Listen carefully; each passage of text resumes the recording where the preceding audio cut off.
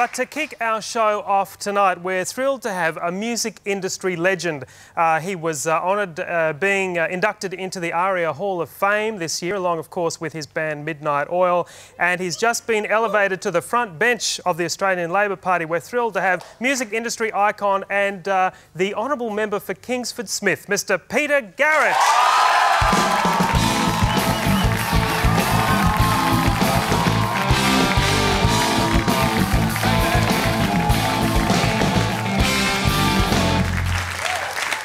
Well, what an incredible year. You know, being inducted into the ARIA Hall of Fame and elevated to the front bench of the Labor Party. No, mate, it's been huge. Which is the greater honour, do you think? Oh, well, the one represents what we did before, you know. I mean, I think the fact that the Oils finally got themselves into the Hall of Fame, and it's a recognition of all the time that we spent making music to people. But that's a part of my life that's passed, so it's a lovely sort of full stop, the end of that chapter. And coming onto the front bench now that Kevin Rudd's leader, hey, mate, it's a whole new story. Well, it certainly is. How was the ARIAs for you? Was that an incredible night? It must have been. It was really emotional for me, and I think for the other guys, because we had our kids there, you know. They'd sort of, when they were little, Dad was never at home, you know. He was always out on the road somewhere. And they would have seen the stuff that you did on telly, they would have listened to a little bit of it on the radio or listened to it on CD. And suddenly they found that, like, they were older and they were amongst their mates and you were there and there were other people that they wanted to listen to that they liked. And, you know, if your music was a bit boring, at least there was someone else that they liked. So they sort of got into it in a family way, and I think for me it was really emotional to have my family there and also to get the respect from the industry. Yeah, wonderful.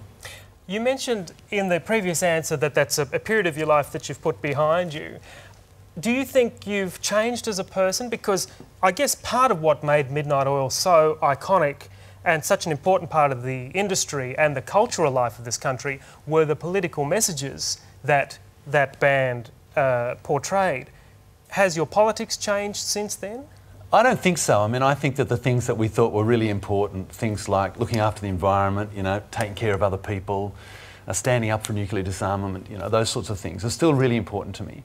But I did do one thing which probably some people didn't quite expect, which I thought was really important. If I was going to join the Labor Party, I was going to be a team player, you know. So I accepted the fact that I'd go in and work in the team. Now, if there were things that I really wanted to speak about very strongly, I'd speak about them within the team environment. So I feel that, you know, the first 2 years I've sort of learned, I've listened, you know, I've crawled before I've walked, before I've run. And I felt it was one of those things that, you know, the media expectation may be that you're going to suddenly sort of appear on the front pages and do all sorts of stuff, but I actually wanted to learn how the show worked. And I wanted other people to get to know me, not simply because of what they'd seen on telly or what they'd listened to, but actually getting to know me one-on-one. I thought that was a really important thing to do. And the things that are important to me are still as important to me as they ever were, but now I hope I get a chance to do something good with them in the Labor Party.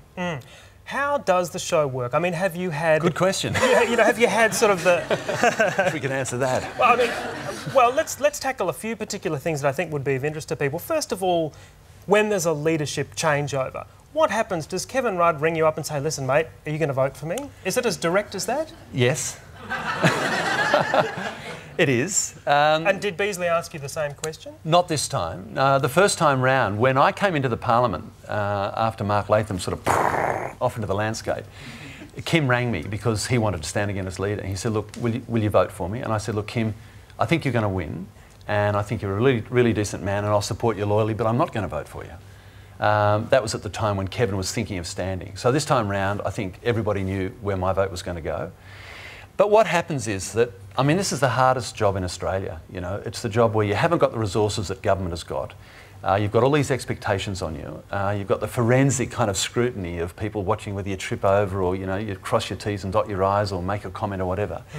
You're always on the go, and the polls are always there shadowing you, you know, they're over your shoulder. So I think for Kim, once it was clear that he wasn't actually cutting through perhaps as much as he wanted to or the party wanted to, then people start saying, well, you know, maybe we need to change. And if someone's prepared to sort of pick up the phone and say, look, I think I can do it better, then you consider whether they can or not. If enough people say yes, then that's what happens.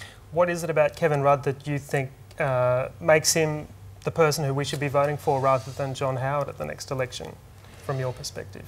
Well, a couple of things I think stand out with him. He's young and he's smart and he's very committed to a different kind of Australia than Howard's. He's very mindful of the fact that we've really got to invest in education. If Australia's going to survive in the 21st century, mate, a lot of it's going to be about using our brains, using our imagination, using our creativity. That's the sort of stuff that resonates with me. I think that he's not going to get us into silly wars like Iraq. Okay, let's talk about that for a minute because, you know, I get you wrote a song called, or co-wrote a song called US Forces. Yeah. We're now, our country's involved in a war which our own Prime Minister admits isn't going particularly well. He's noticed.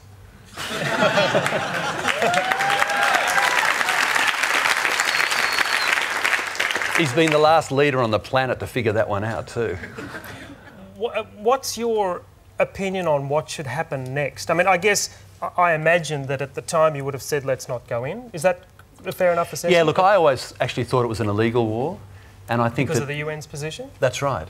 And because it was based on this idea that we thought that someone was going to do something to us, therefore we were going to invade them. I mean, that's actually contrary to international law. However much a person is a tyrant or whatever, you can't actually just go and punch them out because you think that they might do something to you. The second thing is that the idea of it was going to deal with terrorism, it was going to bring democracy to the Middle East, and it was actually going to make that region more stable. Now, it's had completely the opposite effect. I mean, that's the effect there. If you look at the debate in America, people are really saying, look, this is a total shambles. We need to have a staged process that will get us out of this mess. We need to stop seeing people getting killed and we need to start working in the region to do it. But so long as we're in there, we're just going to continue to make the mess even worse. And that's Howard's policy. You know, I mean, the Americans will decide to move out and John Howard will still be there. You know, I mean, it's outrageous when you think about it. I mean, recent polls, or fairly recent polls, suggested I think 71% of Americans are dissatisfied with Bush's handling of the whole thing. Do you think Howard... Well, why do you think that Howard hasn't had that sort of reaction here?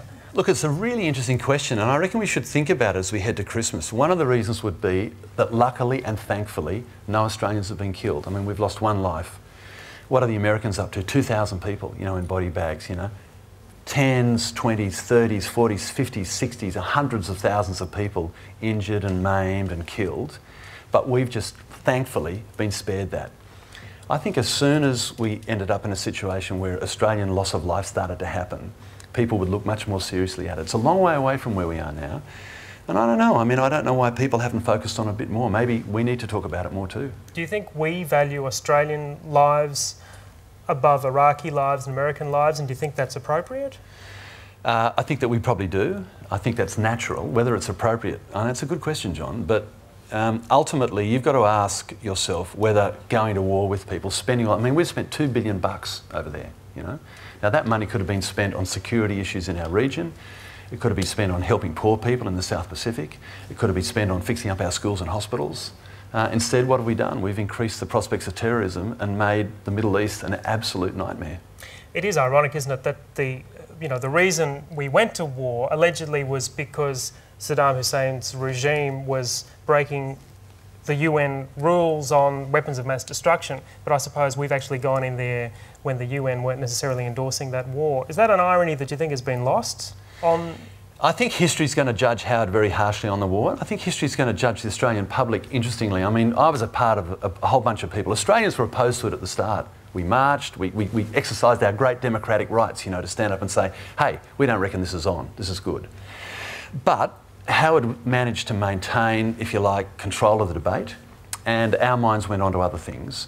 And I think that when you consider where our national security interests lie, you've got to ask yourself a question, is it over there or is it in places closer to home? Now, our view very much is that it's in places closer to home.